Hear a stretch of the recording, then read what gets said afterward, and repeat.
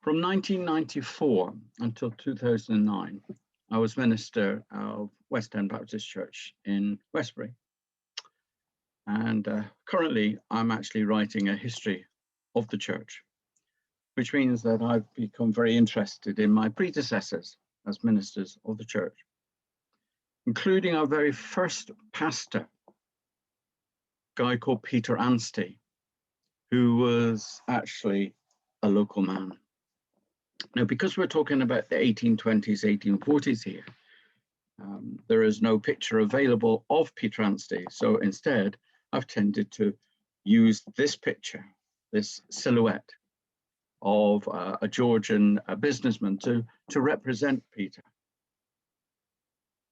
And I've given this talk the title Peter Anstie, Dyer and Preacher, which is quite straightforward. I had thought about a more elaborate a title, but unfortunately there's a word there which I cannot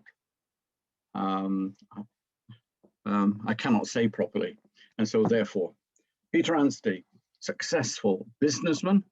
He was a dyer in Trowbridge and Baptist minister of 5 churches, 2 of which were in West Wiltshire, West End Baptist Church in Westbury and Bethesda Baptist Church in Trowbridge. Now, thanks to this young man, Mr. John Hurley, I have found out an awful lot about the background, his family, Peter Anstie's family in Devizes. When he heard that, when John heard that I was doing this talk or preparing for this talk, he gave me a ring and invited me across to his apartment. When I arrived, the very first thing he did was to take me out onto his balcony, and he pointed up towards the castle and said, right from there, right down here was all Anstie land. And I began to appreciate the fact that Peter was a member of quite an important family within the county and especially within Devizes. John then took me down to Sheep Street Baptist Church, and there, to my amazement, was this memorial to Peter Anstie, which is surprising really because he wasn't minister of the church.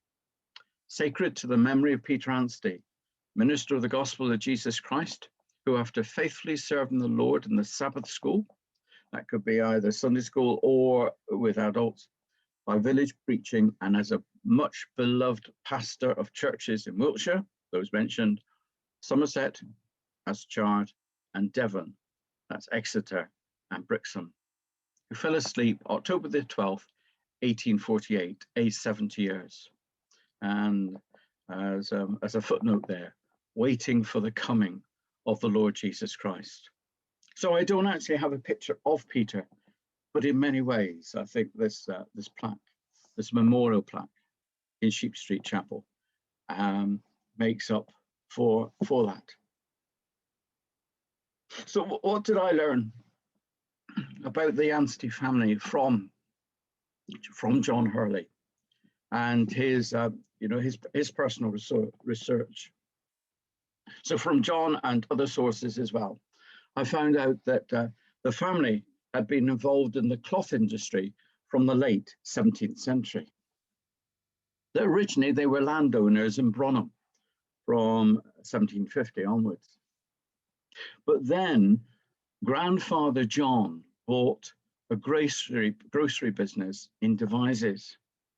And he did this because at the time he felt that the woolen trade as such was in decline. And so he felt that he better get into another sort of commercial way, commercial line.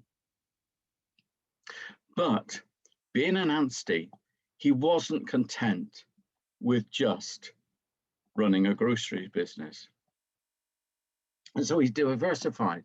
And the areas in which he diversified was with regard pepper, spices, tobacco, quite exotic things. And then especially specializing in snuff, of which the family became certainly locally well known for. In 1766, he made 2 of his sons, John and Benjamin, partners in the business.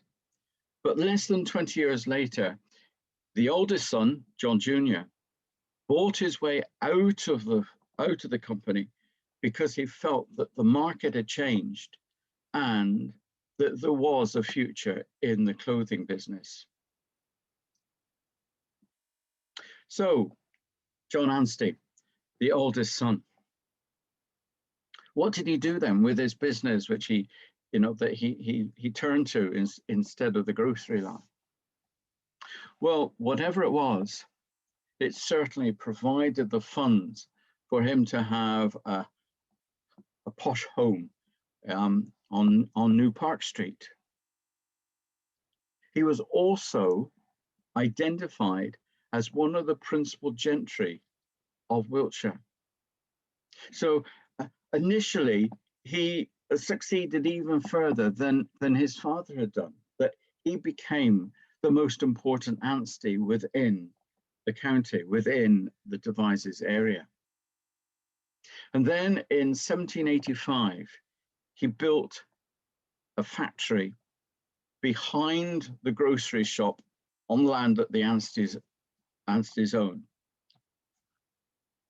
And outside the building, there's this brilliant relief that he had created, demonstrating his role within the town and the value of the work that he was doing. Because what he was pioneering and therefore building his wealth on was a process called Casimirs, which was a Bradford-on-Avon process, creating a much finer cloth than the broadcloth, the so regular cloth that was produced, which could be patterned and mixed with silk, mohair or cotton to make lightweight coats and waistcoats. And that led to the concentration and manufacture in large workshops. So instead of, if you like, producing clothing for the masses, he focused on the elite rich and therefore made his money and therefore built up his fortune and his reputation within the county. And there in close up is the relief that is there above the factory door. Right in the middle is a picture of himself with the date of the building of the factory. And then around are all different views and of the trade. There's the sheep forming the half circle around it. There's the weaving process, the shearing, everything, the whole story of creating what his factory was making. But the family were connected with Sheep Street Baptist Church and also the other little Baptist chapel as well, but mainly with Sheep Street. And in the Society Resource Centre, there's the list of all the people who are buried within the Sheep Street graveyard, including a vast number of Ansties. Right at the bottom there is Thomas Brown Anstie, who was the son of Peter Anstie. And then towards the top is George Washington Anstie, who I get the feeling is one of John Hurley's local heroes within the town. But unfortunately, what John started and built his wealth on didn't last long. Okay, he pioneered it in the area, but soon others were able to do it as well, to use that process as well. And soon he found himself in debt, having to borrow money and eventually going bust and having to leave both the factory and his posh house in the town. On the other hand, the business that Father John had established, the other son, Benjamin, took it on and his family developed it further and further. And, as we can see from these illustrations, Anstie's became known for the cigarettes and providing snuff, so much so that within Devizes is Snuff Street. And here's a basic family tree of the Anstie family. So at the top you have Peter's grandparents, John and Mary, and then their 4 children. In a sense, I know very little of Sarah Anstie, and to some extent, she doesn't figure within the story of Peter Anstie. There on the left-hand side is the oldest son, John, who I've just mentioned, and then third along is Benjamin Webb Anstie. And he actually married Hannah Overbury, whose picture is at the bottom there. And the Overburys was another family that was involved in the woolen mill industry within West Wiltshire, and in fact in Westbury. Overburys and were connected with the Matravers and being there, a local firm that was involved in the mill industry. Benjamin and Hannah had 11 children, including George Washington Anstie, and he also had a Peter as a son, Peter S. Anstie. But unfortunately, that Peter ended up with most of his life suffering from mental illness, and Sarah as well, and we'll come back to her later. But then there was the son in the middle, Peter. And Peter married Anne Grace. They had 15 children, one of which was the Peter Anstie that I'm thinking about and what I want to talk about.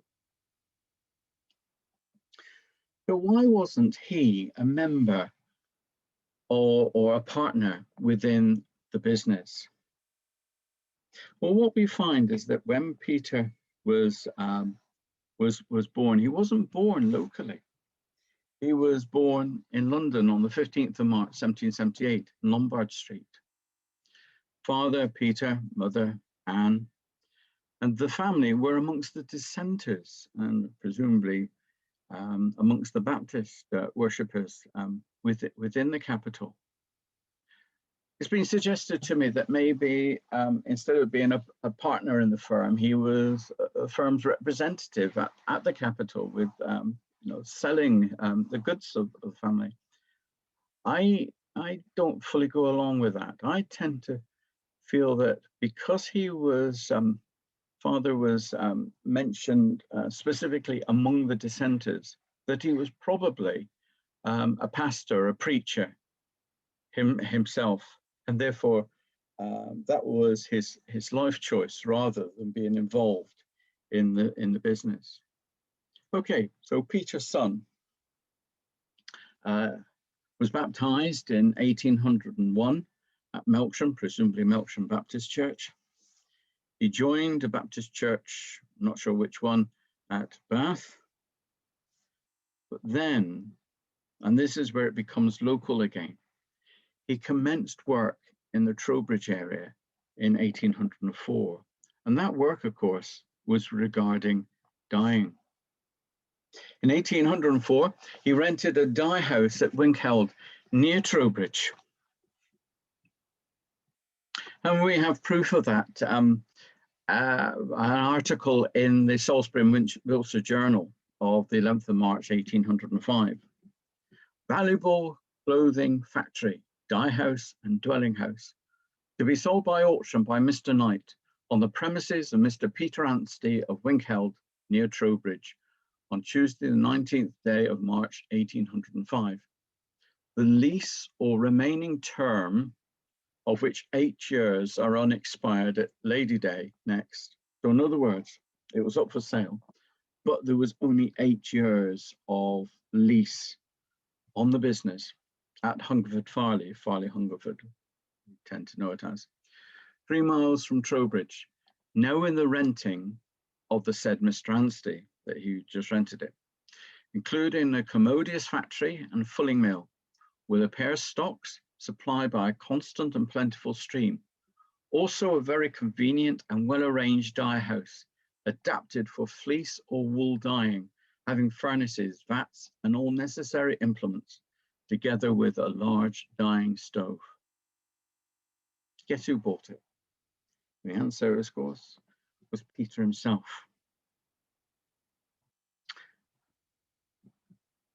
1805, 8 years. That brings us up to 1813.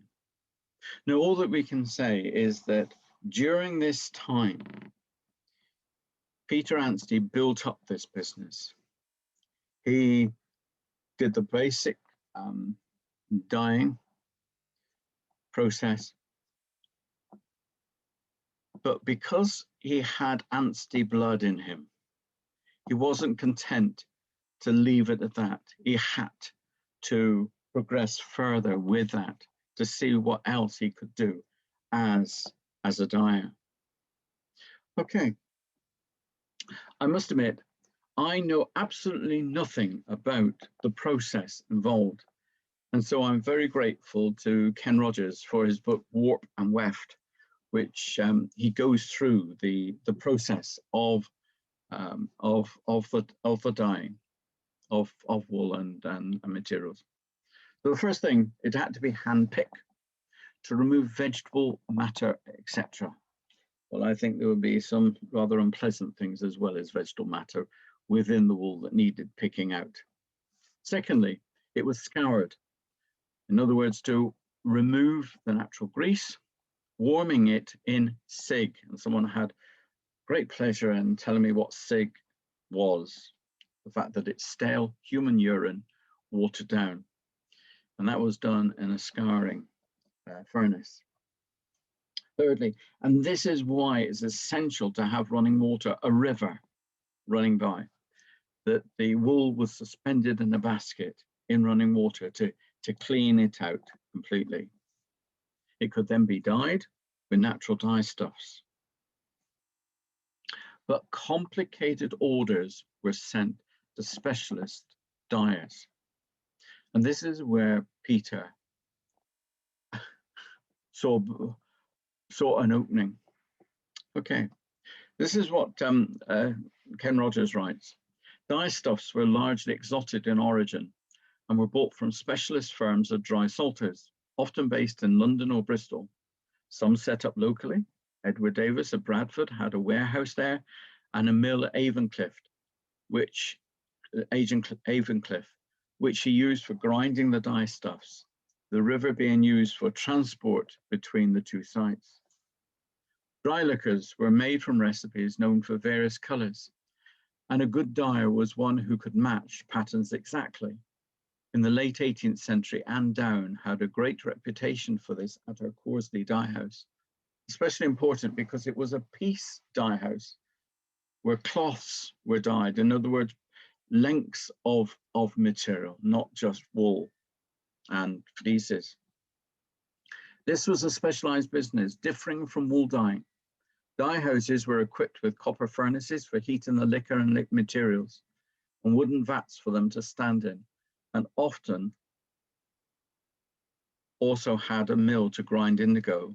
And then, because of my involvement in Westbury and living when I was minister at the Manse on Edenvale, the large public dye house at Edenvale, Westbury, had 4 furnaces and 5 vats in 1785. After wool had been scoured and dyed, unless it was to be made white, it had to be dried. In good weather, this was accomplished by exposing it outside. In wet weather, however, wool could be dried in a fire stove, a stone building like a small tower, in which the wool was laid on slatted staging, heated by a central iron stove with flue pipe to the apex of the roof. These were necessary at all dye houses, while some also had air or wind stoves, perforated buildings in which the wool was dried by the passage of air. It then had to be treated to open out the fibers and get out any solid dirt not removed by scouring. And so these were the things that Peter needed. the materials, dyestuffs, etc., running water, furnaces, fats, and then, of course, skill, the skill to dye. But with Peter, that meant learning new skills as well. Okay, let's return to the family tree. And we see that there's an addition here that in 1808, Peter actually married his first cousin, Sarah, daughter of Benjamin Anstie and Hannah Overbury. And together, Peter and Sarah had 5 children, 4 girls, Anna, Mary, Sarah, and Amelia, and then Thomas Brown Anstie, who was Dr. GP in Devizes.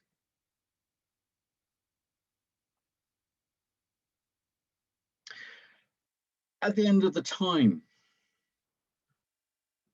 that the lease ran out, Peter then moved into Trowbridge. We know this, that by 1814, he'd moved into Trowbridge to a site on the River Diss near the town bridge. And this is what Peter was faced with, that local materials had to be sent to Stroud in Gloucestershire for dyeing. And that process could take up to 3 or 4 months. It had to be packed up, had to be sent to Gloucestershire, it had to be dyed, it had to be dried, and then sent back. And that could take months to happen. And so Peter set himself the task of learning that process for himself.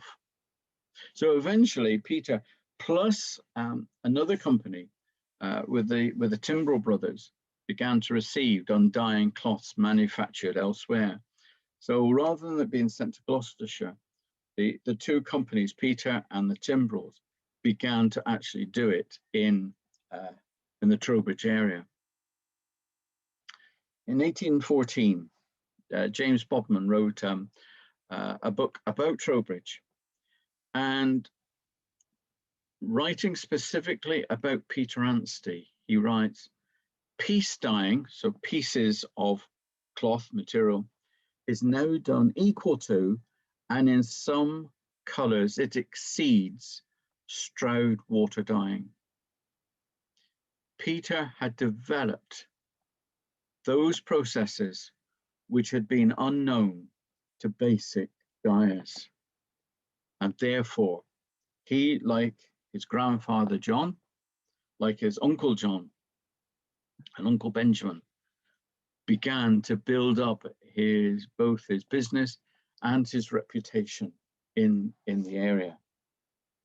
And here's a map of Trowbridge, just to point out 1 or 2 things. It's up in the top right-hand corner. There's the orange arrow.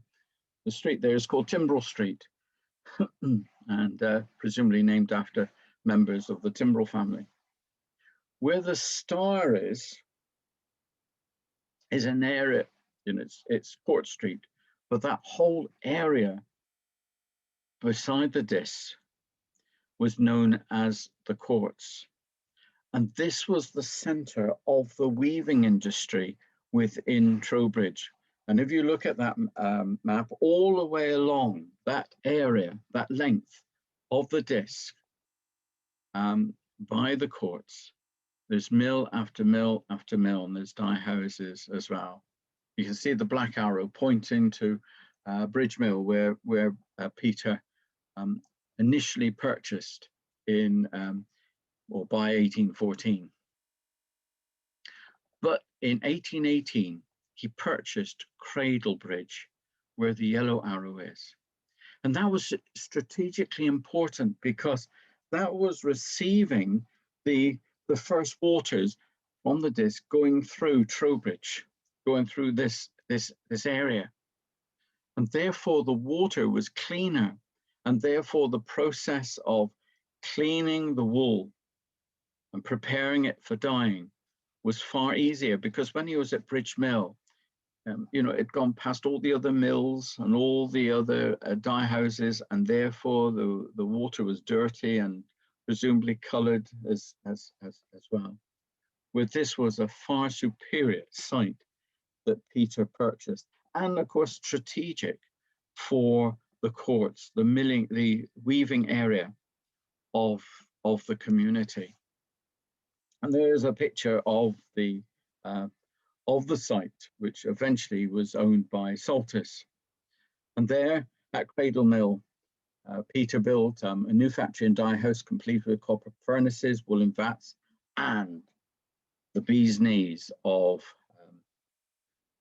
steam engines at the time, a Bolton and Watt 10 horsepower steam engine to drive it all.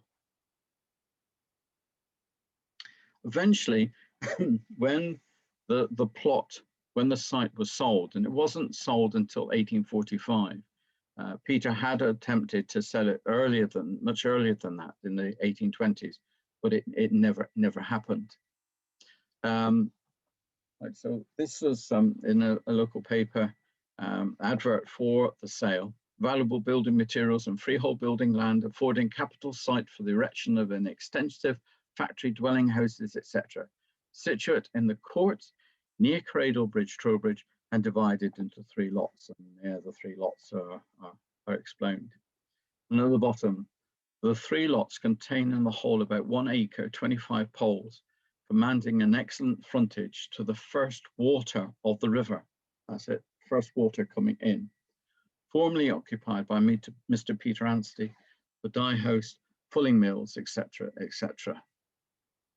It then talks about the steam engine that ran it all, and other information about the sale. And then finally, the building materials with the machinery and all the other contents of the factory will be sold on the premises at 2 for 3 o'clock precisely, dividing into 3 lots as above agreed. Further particulars apply to G.W. Anstie, Esquire. In other words, George Washington Anstie, solicitor, Devizes. And again, in Ken Rogers' book is a line drawing of the Cradle Mill site.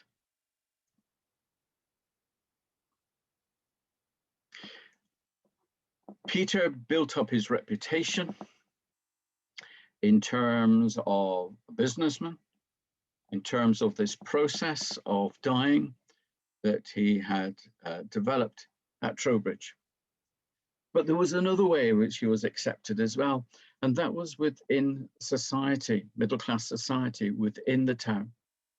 And to quote from a diary of the time, of John Thomas Maine, Trowbridge society was at its most fashionable, and the social round included regular dining at various fashionable homes, and among the different social activities of the area were partridge shooting on Troll Common, and trying chemical experiments with Mr. Peter Anstie, a dyer. And you can imagine people, what are you doing this weekend? Oh, we're going partridge shooting on the Troll. Really? Well, we've been invited to go and try some chemical experiments with that Anstie chappie, you know, the dyer. Ken Rogers apparently has got a copy of one of Peter Anstie's lectures. Whether it involves something about these chemical experiments, I don't know, but he has got a copy of one of his lectures. Peter himself at this time, there was a real change of direction in terms of his life. He had built his business up. He was at the top of the game. He was accepted in society, in business, etc., etc. So what was this change of direction? Well, I suppose in many ways it began back in 1808 when he married Sarah. But during that year also he started preaching in the local chapels. So much so that by 1820 he was Sunday school superintendent of Back Street Baptist Church in Trowbridge, which is what later became Emmanuel Baptist Church, which was, you know, the key Baptist church within the town. And I suppose amongst the top 2 or 3 people within the church, the Sunday school superintendent was amongst them. There'd be the minister, of course, there'd be the church secretary, in other words, the senior deacon, and then there would be the Sunday school superintendent. But things weren't as happy as we could hope. Reading through the minutes of Bethesda Baptist Church, we find that Peter hosted a meeting of those who agreed to leave Backstreet and establish a new church with Reverend Peter McFarlane as the minister. Now, McFarlane had been minister of Backstreet Chapel, but by all accounts, there'd been a lot of criticism about him, which forced him to resign. And Peter Anstie, because of his position in the church, drew together a group who were unhappy about the attitude of the rest of the church, especially regarding the minister. A century later, the Wiltshire Times, looking back, recorded something of that meeting. On October the 18th, 1821, a small band of Baptists who had withdrawn from Backstreet Church met at Mr. Peter Anstie's house in Trowbridge, gave each other the right hand of fellowship. When someone becomes a member of a Baptist church, they're given the right hand of fellowship, which basically means a handshake by the minister of someone else as a welcoming gesture. Well, here they gave each other the right hand of fellowship and agreed to form themselves into a church of Jesus Christ for the observances of his ordinances and religious worship as Protestant dissenters, the denomination of Baptists, a room being hired for the purpose of worship at 5 guineas an annum. And this was the foundation of Bethesda Church. And interesting enough, the room that they hired was a room at Backstreet Chapel. And so as well as having services happening in the main church, around the back in some of the other rooms was the beginnings of Bethesda Chapel, the church coming into being. So why was Peter and this group unhappy about the situation? Well, first of all, it was the attitude towards the former minister, Peter McFarlane. But then, as Peter Anstie expressed in his own words, it was about the unhappy state and diversity of sentiment that have prevailed in the church we have long deplored. And so this is something that had been happening over some time, with a great neglect of discipline and attention to the rules laid down in the New Testament for the government of a Christian church. So in other words, they felt that many of the members had lost the plot where serving God was concerned. And so on the 21st of November, the first services in the name of Bethesda Baptist Church were conducted, with McFarlane being the preacher at both. Well, January 1822, Peter Anstie was appointed as the first deacon of the church. And underneath there is from the minute book, and you may be able to read that Peter Anstie is number 1 there. He was crossed out because he left a few years later. The following month, Peter McFarlane was called to be first minister. This group felt that they were able not only to give the rent to Backstreet, but also to support the minister. And then in June, Peter Anstie was called to preach the word. In other words, he was formally recognized as a local preacher within the church, while at the same time carrying on his business. In April 22, land was purchased in the Court Street. Now, I believe that it was actually Peter Anstie who released that land so that Bethesda Chapel could be built. And the photo below show that it was right in the middle of the area covered by the mills and Peter's and Dyer house, etc. And whereas Back Street was in the centre of the town, Bethesda was built in the centre of the weaving community, which is very important. One of the the main benefactor in Westbury during the late 19th century was a guy called Abraham Laverton, and his father was a master weaver by trade, and he'd come up from Somerset to Trowbridge and found employment there, and initially lived in the courts within this area. Okay, August 22, the foundation stone was laid, and less than a year later, 9 months later, Bethesda Baptist Church was opened for divine worship.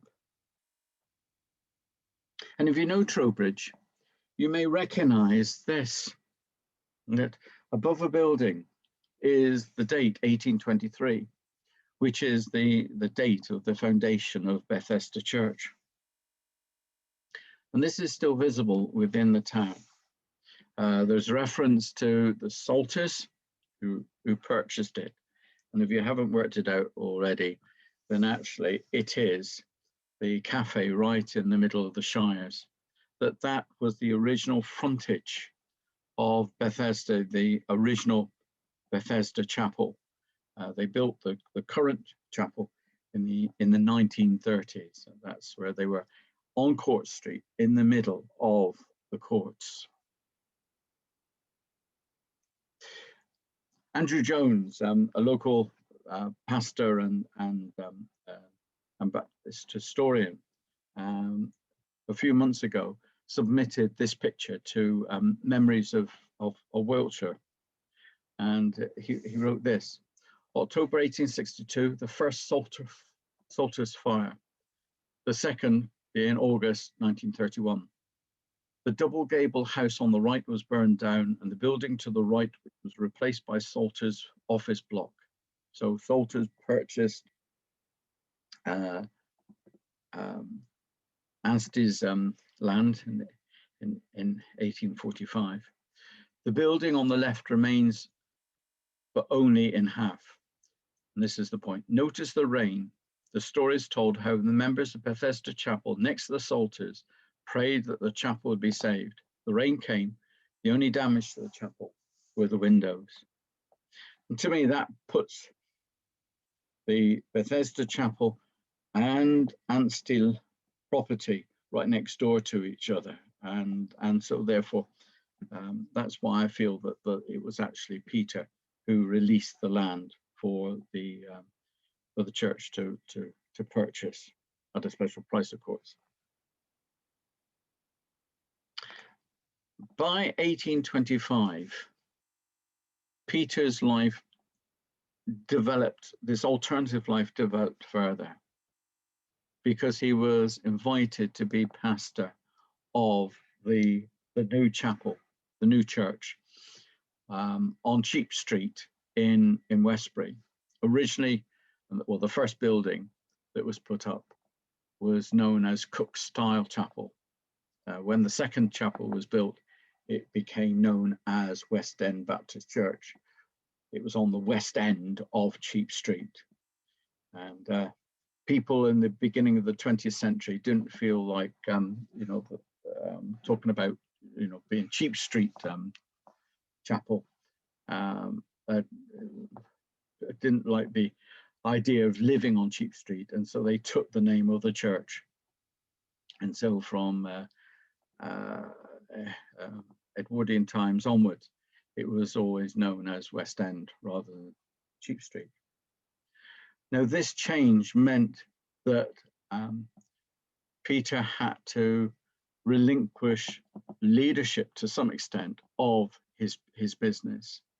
He tried to sell it at the time, but it didn't work. So whether it sort of went into mothballs, I don't really know, or whether he employed someone to look after it, but it wasn't until 1845 that he actually relinquished ownership of the property. So Cook-style chapel. In May 1823, land released by William Matravers. Matravers, you know, we've still got in Westbury Matravers School, to William England Clothier, witnessed by Samuel Chubb, and I'll come back to Samuel Chubb later, and Richard Durand, the latter being a bookkeeper. Now, October 23, the foundation was laid, but not by Baptist, by a Christian sect who were known as the New Lights, that sort of sprang up within Westbury a few years earlier. They actually had the chapel built and registered as a place of worship in September 1824. But they never moved into the chapel. They built it, but by this point, the group had dissolved, had gone all separate ways. And so this new built chapel was an ideal place for a group of Baptists who lived in the town, and some of their members at Bratton Baptist Church or Westbury Lee Baptist Church, some from further afield, from Bath or from Colchester, who were living in Westbury. 10 of them altogether formed themselves into a Baptist congregation and started worshipping on Boxing Day 1824 within the chapel that the New Lights people had built. Then in November 25, they also gave each other the right hand of fellowship and formed themselves formally into a Baptist church, and called Peter Anstie, who wasn't a minister, he was just a local preacher, as pastor. So why did they do this? Of those 10 members, there were 6 ladies and 4 guys, 4 men. And just look at the occupations of these 4 men. There was John Wilkins, who was a draper, cloth. There was John Wadhams, cloth worker. Those 2 guys became the deacons of the church. There was William Taylor, blacksmith, plumber. Okay, that wasn't directly involved in the business, but, you know, similar. And Samuel Chubb. And Samuel Chubb was a dyer. He owned Pond House upon Edward Street. He had a dye house there with wool lofts and thatched workshop. Eventually, Pond House was taken over by Matravers and Overbury, the family connection. Samuel Chubb had been a Baptist in Bath, maybe at the same church that Peter Anstie was a member of. But he was also involved with William England, with both the New Light people and the Baptists. And later on, he was bookkeeper for Matravers and Overbury when Nathaniel Overbury was head of the company, which meant the Angel and Bitton Mills, which were eventually taken over by Laverton. So you can see why they knew, you know, through Samuel Chubb, they knew Peter Anstie, even though he was in the next town. But his ministry only lasted a couple of years, from 25 to 27.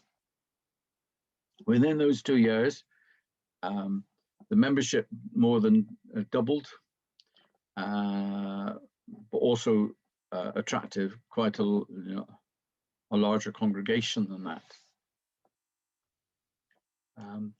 Now, on the minutes of West End, it said that the problem for Peter was the distance between Westbury and Trowbridge, because he still had his home and business there. And of course, the family were living away from the town. They weren't involved in it at all. So that's the perspective that you get when you look at the minutes from West End.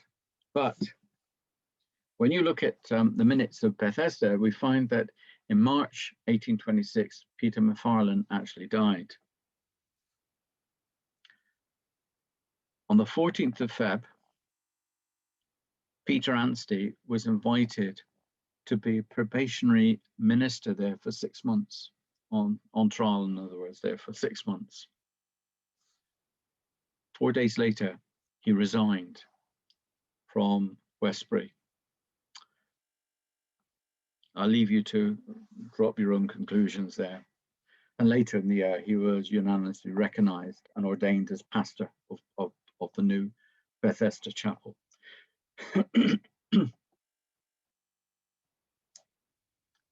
But it didn't go smoothly.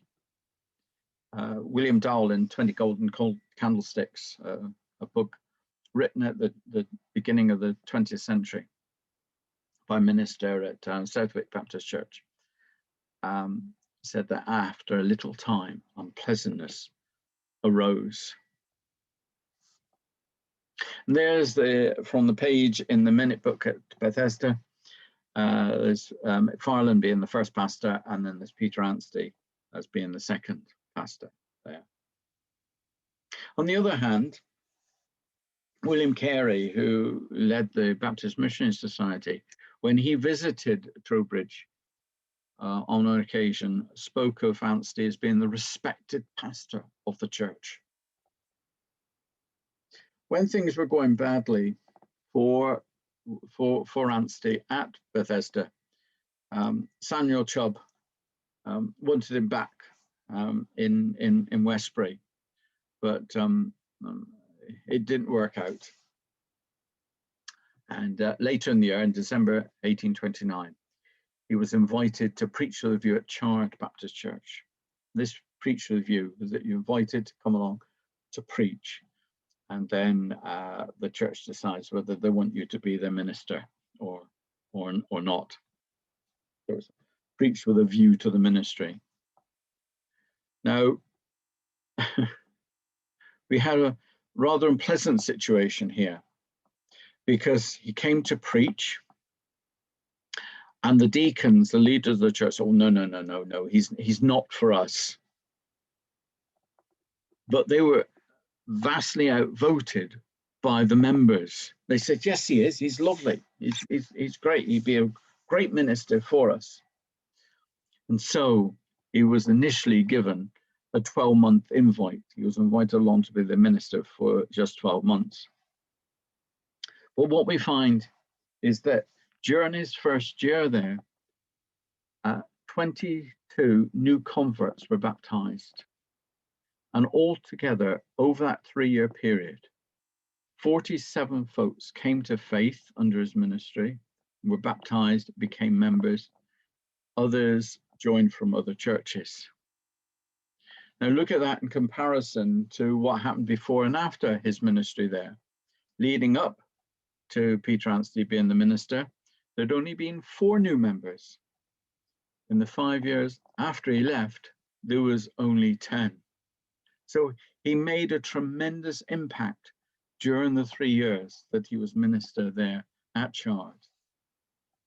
Altogether, the church more than doubled. The congregation grew from about 38 to 88. He felt that it was time that they ought to enlarge or replace the building, but again, the deacons stuck their heels in. No, we're quite all right as we are. Thank you very much. He had to deal with several behavioural problems, personal ethics, ethics, and again, he got into conflict with the deacons there.